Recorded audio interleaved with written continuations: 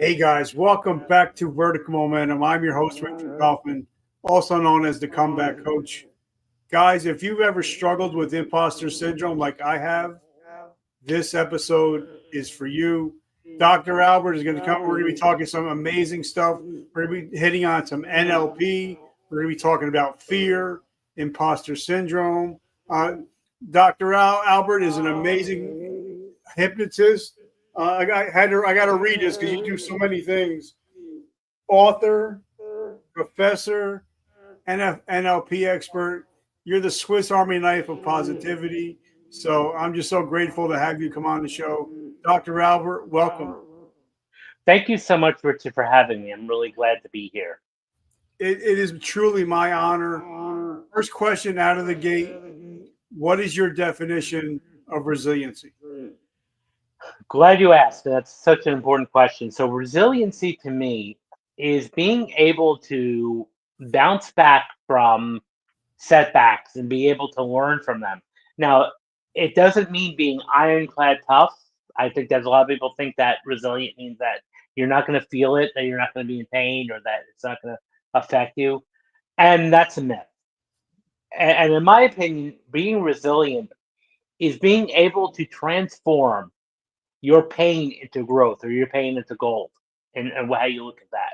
So an example would be, let's say, a child grows up in a household that might be a bit traumatic or abusive, but instead of repeating that cycle of abuse, he or she turns around and becomes a mentor, becomes a force for good.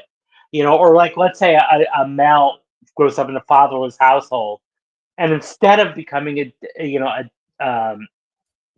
absent father himself, he decides that he's going to be the best father to his son or daughter because he doesn't want to experience what he missed out on. He doesn't want his children to have them miss out as well. So that is my opinion of resiliency: being able to transform your pain into gold. Okay, now, so give us a quick down and dirty about where you come from, where did you grow up, and how did you get into the crazy world of stuff that you do today? Well, I born raised Jersey, so Yes. yeah, I see your fellow Jersey. So I live in Union County area. That's where I'm at. Now I'm born and raised there as well. Now I grew up in sort of different. Now, this is why I'm on the path of where I'm at now. I was born into a family where I was a bit different. I had some setbacks and challenges. I grew up. I'm the youngest of five. I have three older brothers, one older sister. I grew up in a mainly athletic, blue collar family. They were in football, baseball, all these different sports. I mean, my oldest brother was an athlete, so was my middle brother, and my father was a coach, and my brother was a coach. They were football coaches. For me, I had zero interest in sports, spectator sports, or even playing sports. I was a reader, and I enjoyed reading, which they really didn't, and so I kind of felt a bit odd, in my family. Like I was the kind of the one that stood out. Of course, that's a good thing now, but however, at that time, I kind of struggled with that because I wanted to fit in. But looking back in hindsight, I don't think my brothers or even my father knew how to support me because I was different. So I started reading. Like books became my sanctuary growing up. I was spending a lot of time in the library and read, books. I started reading books about the brain, the nervous system, therapy. One of my favorite books in high school was a classic text on cognitive behavioral therapy, "Feeling Good" by David Burns. Yep. Um, and so that became like really my inspiration. Like I want to do this, because I was watching how he would unpack and reframe, and this is so exciting for me. I was like, this is great. So, by the end of my sophomore year in high school, I came to the conclusion that I was going to major in psychology. That this was like my destiny. And I was also involved in the drama club in high school. And then during my undergrad in college, I did take some acting classes. And while I was doing my coursework in psychology, and I really enjoyed it. I really enjoyed being around creative people. And then, received my master's degree soon after, which then led me to work. I found myself working with 9/11 victims because this is right around the time 9/11 had happened.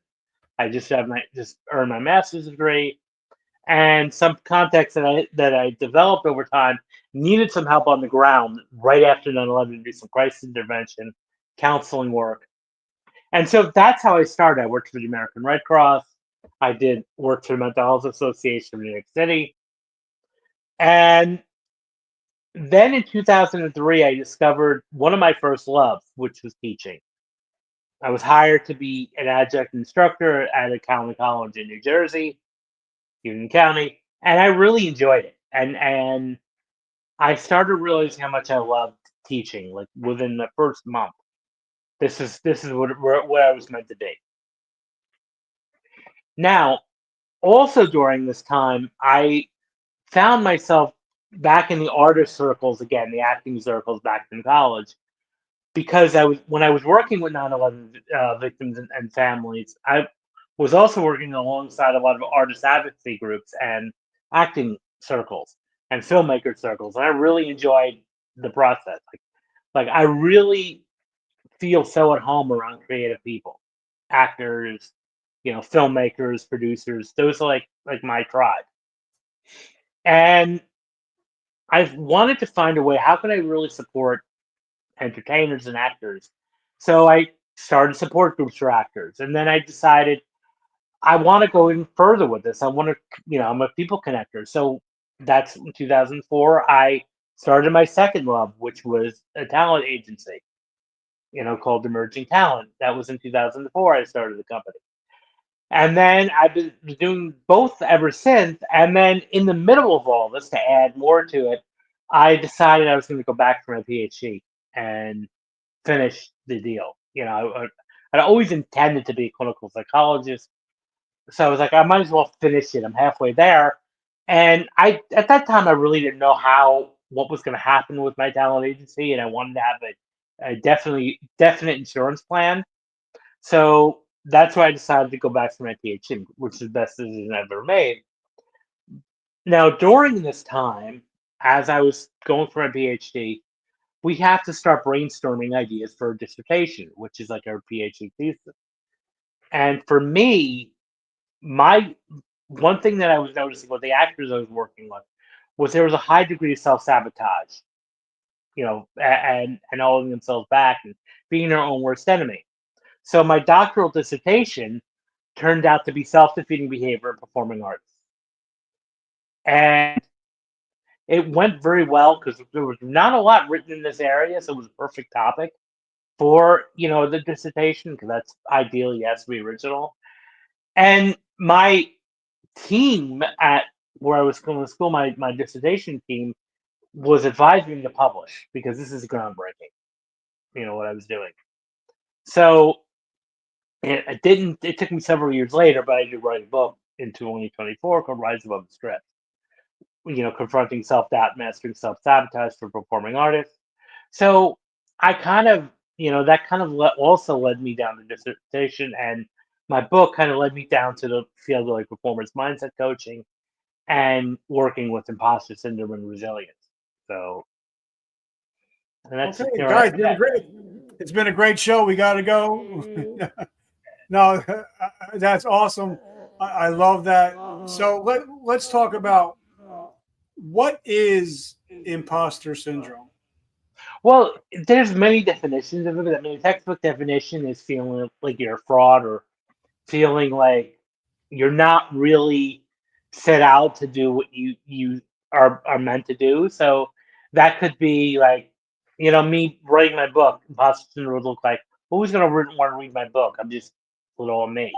You know, why am I consider myself an expert? So we start questioning ourselves, like, why are we set out to do this? And or what makes us qualified or unique to do this? And we start questioning ourselves and we start doubting ourselves.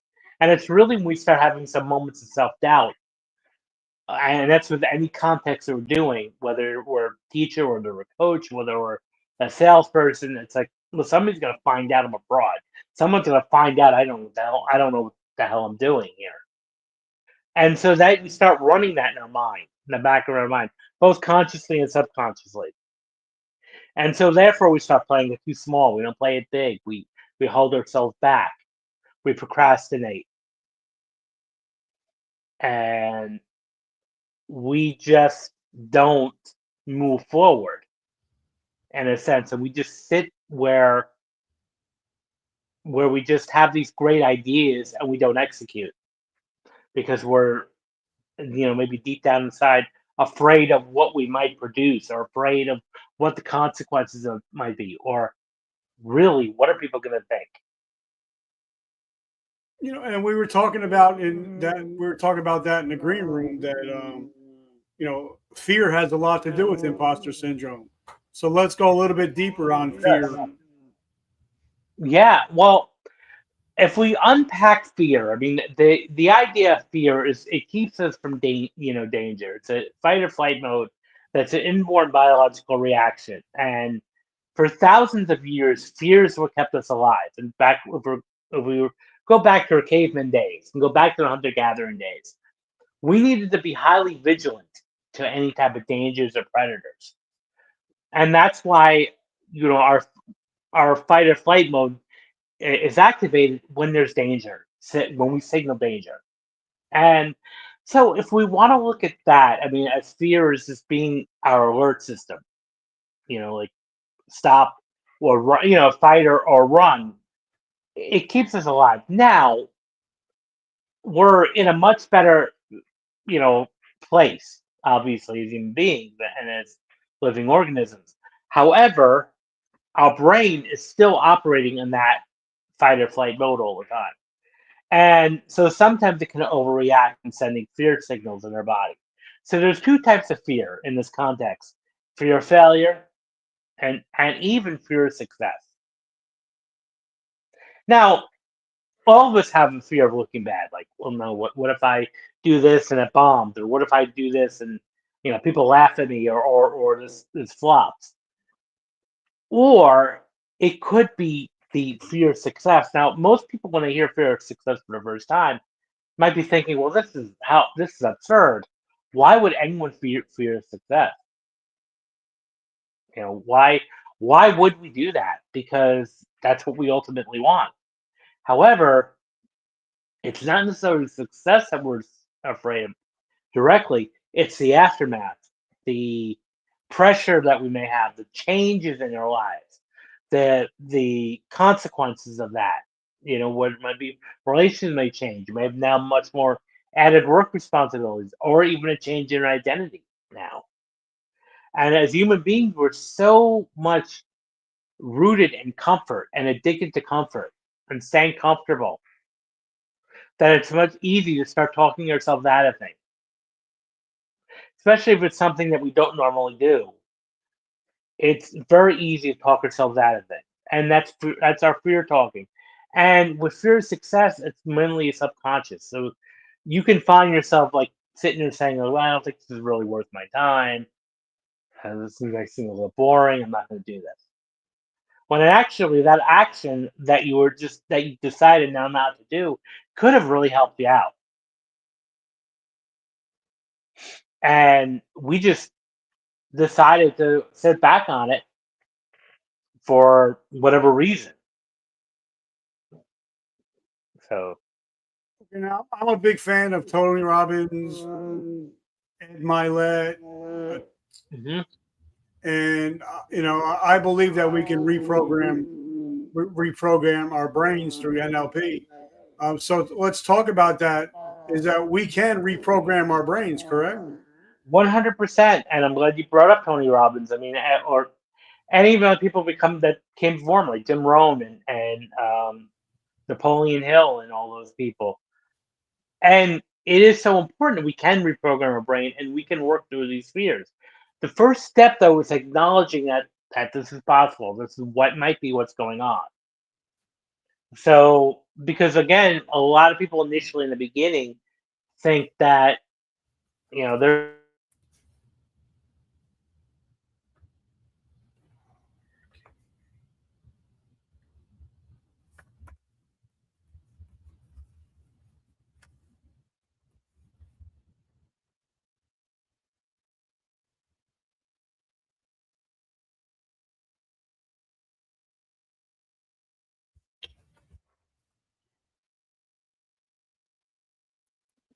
and sorry about There we that. go. Yeah. Um, so as I was saying before, when to reprogram ourselves, most of us have no idea that we have these fears or that we have these notions of what's going on. So the first step is to acknowledge that this may be possible.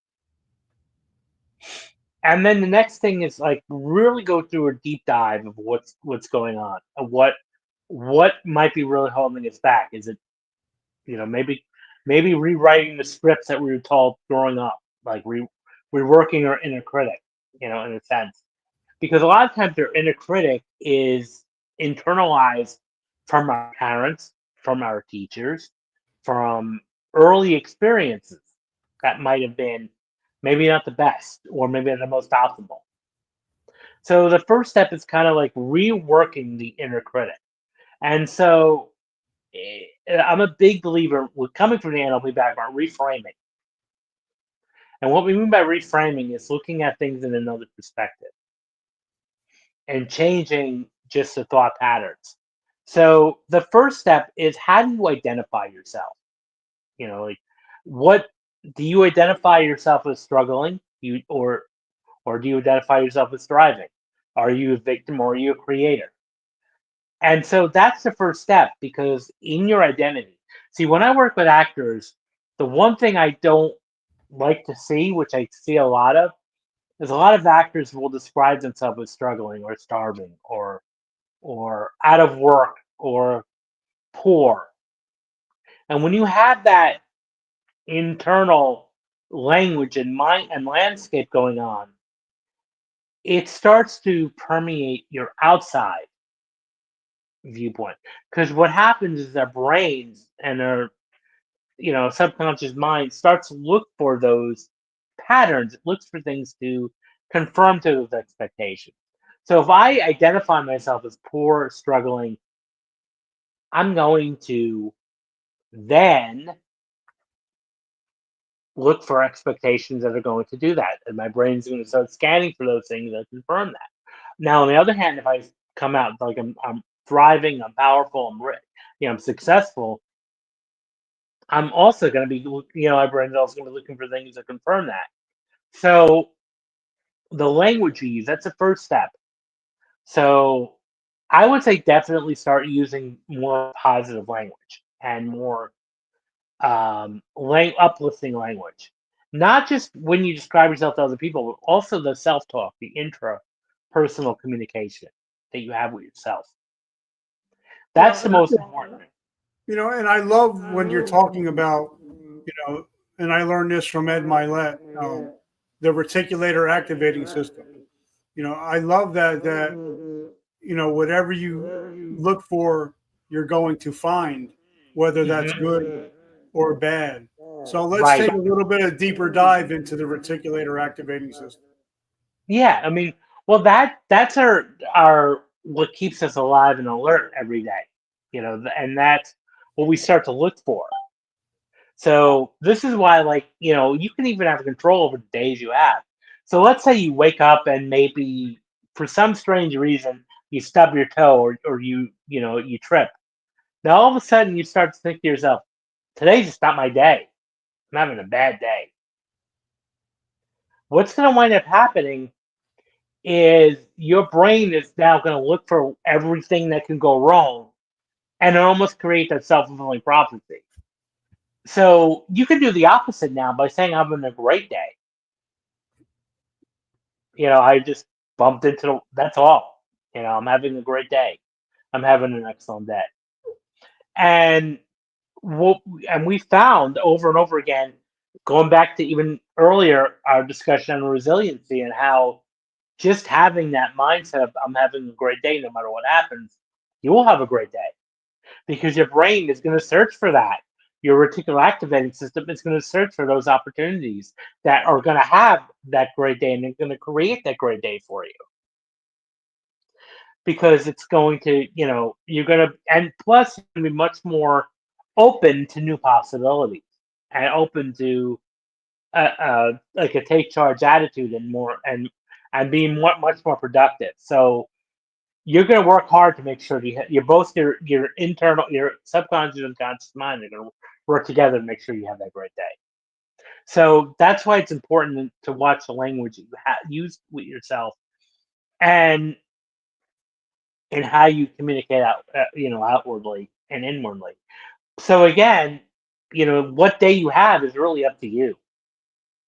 That's all in your power. Now, yes, we cannot control external things or external situations. Things may not go as planned. We are going to get, setbacks and challenges, but it's how we view to that. It's not necessarily what happens to us what's important. It's how we respond to it, how we cope with it. That's the more important thing. Because we cannot control external events, but what we can control is how we react to them. So, and that includes taking ownership of your emotions. So, very common you'll hear someone like, "Oh, my coworker made me mad today." No correction. You made yourself mad. Well, that's not true. My coworker did this, this, this. I said, well, yes, your coworker made those actions, but you chose to become angry. You chose to become mad. And even when I heard this for the first time, I didn't believe it. I was like, "Oh, this is, no." But it is true. We have complete ownership in how we respond to certain situations.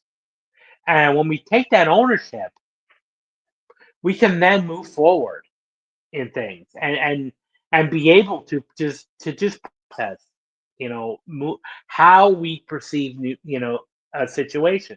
So again, what day do you want to have? Is what I want to ask. But I also think that we also have to get comfortable being uncomfortable. In One. order to grow, we have to become uncomfortable. So talk about that. About you have to step out. If you're going to change, you have to take. If you're taking an action, it's going to be uncomfortable. 100%. And now going back to like Tony Robbins and all these coaches, I definitely believe in some aspect of manifestation. However, when I'd say about 18 years ago, I'm sure you remember, The Secret became one of the best selling books. It was like the storm, and I liked it. I mean, I definitely thought there were some good elements in there, but I felt that there was a missing piece that was just not the taking action. Because I can sit here all you want and tell you, I want to manifest $1 million. I want to manifest, a a bank account. I want to invest, a good body. But if I don't do anything about that, nothing's going to happen. And going back, that means taking some changes. If you want your life to change, you have to change first. So you have to take that first step and create the change. Because if I'm sitting here and telling you, I want my life to change, I want my life to change, but I don't make any effort to do that, my life is not going to change. I'm not going to change. And that's why I think a lot of times we externalize, we expect things to just change, and I've been on social media for years, and you see these posts at the end of every calendar year. I hope next year is better. This year sucked. I hope next year is a better year for me. And so, I've become almost accustomed to asking, so what are you going to do to make that a better year? How are you, handling that? Because it's almost like you just expect the universe to give you a better year. And I got a newsflash for you: it's not, unless you take action and do things. And that means stepping outside, being uncomfortable. I mean, being comfortable being uncomfortable, because you're gonna have to step into that. And one of the one of the important things to grow, Tony Robbins talked about, is being comfortable. Um, and that's going to be the most important thing. And one of my friend, I had a friend who used to run a 2 or 3 day public speaking class in New York.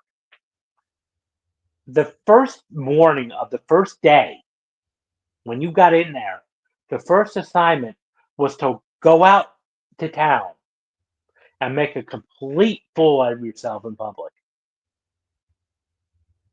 Do some really outlandish things and really like humiliate yourself almost. Because once you do that, and his philosophy was this: once you could do that, getting up and speaking in front of a group is going to be a piece of cake now. And that's what he did. He said some of the most people that were very shy and introverted were, by the end of day 2, very dynamic and charismatic on stage. So stepping outside of your comfort zone is important. And when prior to 2020 with the pandemic, and I still do these now a little bit, I, just for fun, with my agency and with actors in New York, I used to hold karaoke nights. Because I feel a great way to step outside your comfort zone is do karaoke. And sober karaoke. Because, you're putting yourself out there, but I'm telling you, it's such a good feeling when you do that. Because now you raise your confidence. And I talk about this in my book. One of the biggest ways to raise your confidence is step out, do an uncomfortable thing. Go live on social media. Go go to Toastmasters, give a presentation. Go to a local organization, give a presentation. Yeah, that might be a bit scary. Or if you're an introvert, go to a networking group. Go to a networking event. The reason you do that is to be successful. You start setting the route for success. And don't you think? And you mentioned it earlier about finding your tribe. Don't you think that who you hang out with, who you spend time with, actually impacts who you're going to be? 100%. And that proximity is power, as Tony would say. And that's important because you want to be around people that are going to uplift you and even challenge you, because that's the only way you're going to grow. Now, on the other hand, if you're people who moan and complain all the time and gripe all the time, well, then you're going to find yourself being negative too, because this is why the popular statement applies: misery loves company. Because it does. If you're around negative people all the time, you're going to become that. It's going to rub off on you, and you're going to be negative and complaining as well. Just on the other hand, if you're around positive people who uplift you, challenge you, and hold you accountable, then you're going to be successful too. I love it. So now, we're talking. We have so many things that we're talking about. This is a teaching podcast. So if somebody is struggling with imposter syndrome, what are your top 3 pieces of advice for somebody who's still struggling with imposter syndrome? Number one, get a strong tribe. And there's so many resources. You can join Facebook groups, LinkedIn groups, networking groups, meetup groups, but find a tribe that will uplift you and build you up. That's number one. Number two, do step outside your comfort zone and do something different, for a week. And again, it could be something small. It's going to a networking event, going to a meetup group, going to give a presentation, whatever that might be, going live on social media. Do something differently that you haven't been doing. And number three, take stock in all of your previous achievements. Because a lot of times we have a tendency to downplay our achievements. So really do a kind of an audit or a deep dive on everything you've accomplished so far. And more often than not, you're going to be often pleasantly surprised. So those three things I would definitely say are important. And I love it, and I think like you were just saying that we have a lot of us have a lot of wins in our back pocket. Mhm. We just have to start stacking our wins and and and start showing it. Start believing in ourselves again because we have had wins. Now we just have to pick ourselves by the bootstrap and say, "I'm a winner. I've done it already. Now it's just time to do it again." Absolutely, and that's the main thing is we just have to do it. We just have to get up and do it again and do it again and just keep doing it. And once we start that momentum, it will continue. And so a lot of times it's just that doing that first couple of things that really are the most important. So, what's going on in your world? What do you got coming up? So what I have coming up? Well, I'm starting my own podcast, which is going to be called Mental Rehearsal Tools for Struggling Actors and Actors Who Struggle. So that's exciting. I'll be launching in the fall, and it's going to be a solo as well as a guest interview and artist profiles. I'll be profiling some actors too in my that I work with. So that'll be that. That's what's coming up. I also am writing two more books. That's going to be coming up in the next 6 to 8 months. And yeah, I'm also going to be launching a coaching program. So, how do we get in touch with you? I know we're in touch with each other on LinkedIn, on Instagram, on Facebook. So, how do we get Yeah. in touch with you? How do we get in your ecosystem? Well, I would say definitely follow me on socials, LinkedIn, Instagram, and Facebook. That's where I post a lot of updates and tools. Like I post a lot of blogs on LinkedIn. So feel free to follow me there. And also you can go to my website, albertbramante.com. So, and keep in touch with me. Just keep in touch with me. I'll be glad to jump on a call with you or have any discussions with you. And Doc, I just want to say thank you. It's great. Two Jersey boys just hanging out. I love it. I love it. I love it. Um, Guys, as you know, when I end every episode with, you have a choice every day when you wake up. You could choose to be a victim or a victor. And if you listen to this podcast, you're no longer victims of your past. You're victors of your present and your future. And like my t shirt says, today I decide. That means I decide to become a victor, and not a victim. Doc, I just want to say thank you so much. I'm truly humbled and grateful to make your acquaintance and build a relationship from here on out. Well, thank you so much for having me. Have an awesome week, guys, and make sure you check him out on all the social media. If you want to have a better life, make sure your Dr. Albert's in it. All right, Doc. Have a great week. All right, thank you. Bye.